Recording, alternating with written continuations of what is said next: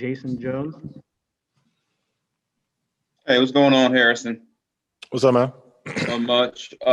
Just looking back, not just at last night, over the last 7 games or so defensively, what's the most alarming thing to you, and what can you guys begin to do to turn this tide defensively that has gone so wrong after the way you guys started? I mean, right now we're just playing soft. We're not having enough resistance defensively. Allowing teams to play free and easy, and until we collectively choose to change that, we're going to keep getting our heads beat in.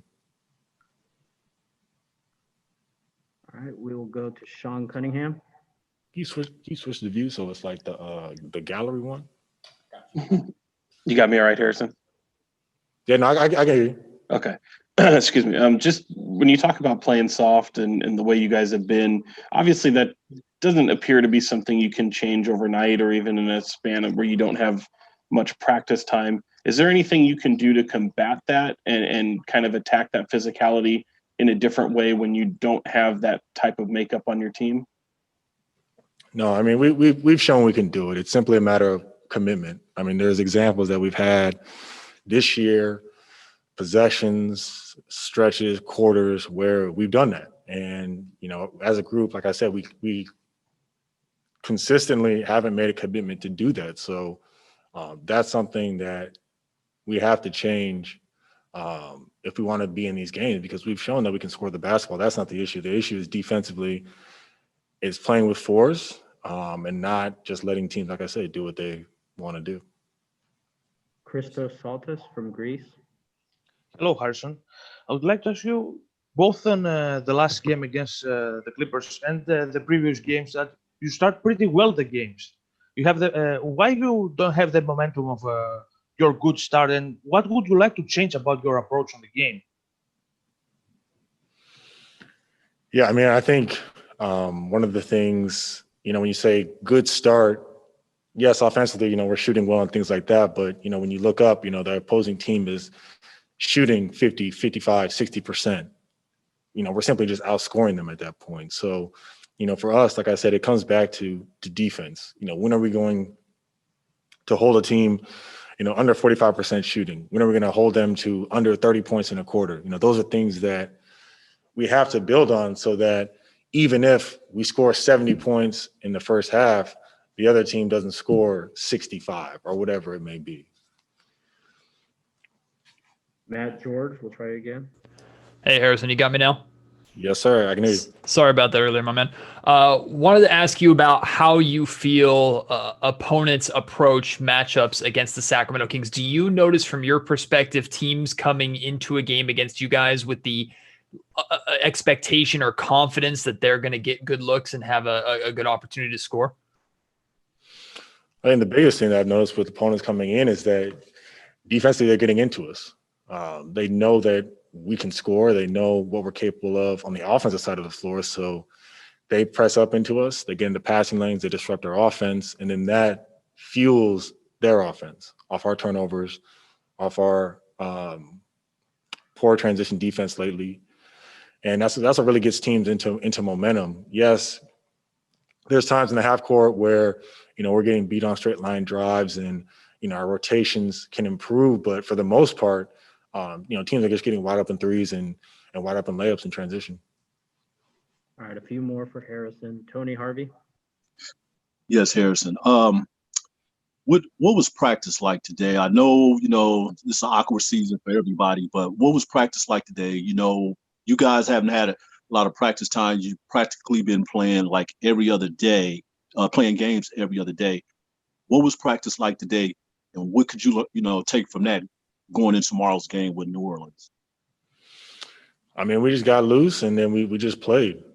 We got after it. We wanted to make sure that we addressed a lot of things that we were talking about. And the only way to do that is to play. So we got up and down, a lot of defensive stops games, things like that. And, you know, I thought it was a good practice, but at the same time, having that carryover from a good day today to doing that in the game, and then regardless of how the game goes tomorrow, continuing to keep that intensity for the next game, not having one good game after a good practice, and then reverting back to where we are now.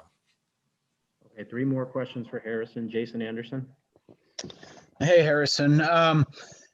You're a veteran guy in this league. I'd kind of like to ask you to look at some of the younger guys on this team.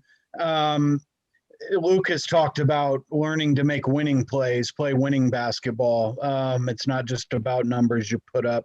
But I think some of these younger guys are still learning to do that. Would you agree with that? Is that part of the issue now? And what does the team need from them in addition to what it needs from vets like yourself?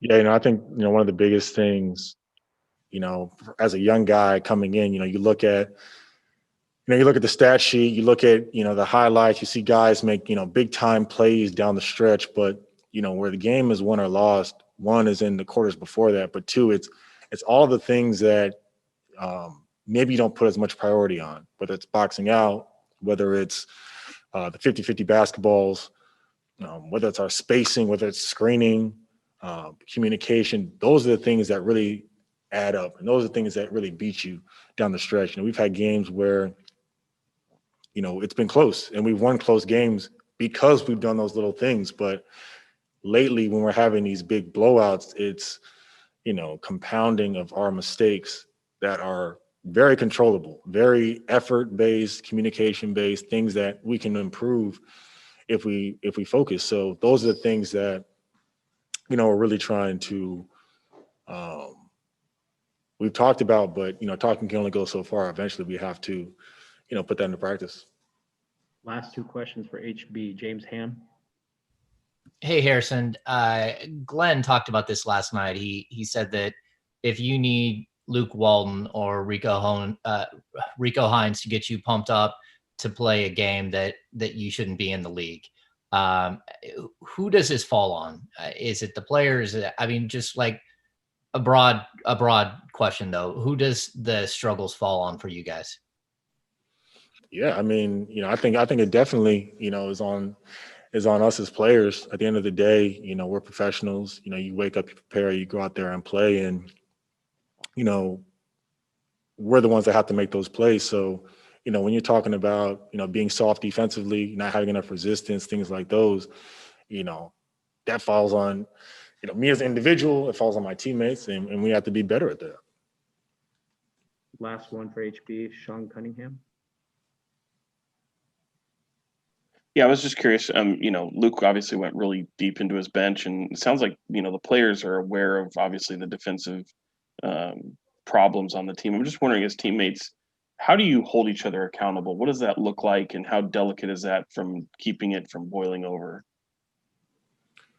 I mean, there's nothing really delicate about it. Playing, the way we play the game is very black and white. I mean, we have standards, we have principles, and if we're not meeting them, guys can address that. It's just a matter of, finding that momentum when nothing is going our way. When we can't seem to keep our man in front, we're not getting defensive rebounds. We're fouling, we're turning the ball over. Really kind of finding, coming together as a group and finding something that we can say, okay, this is how we're going to, get out of this hole.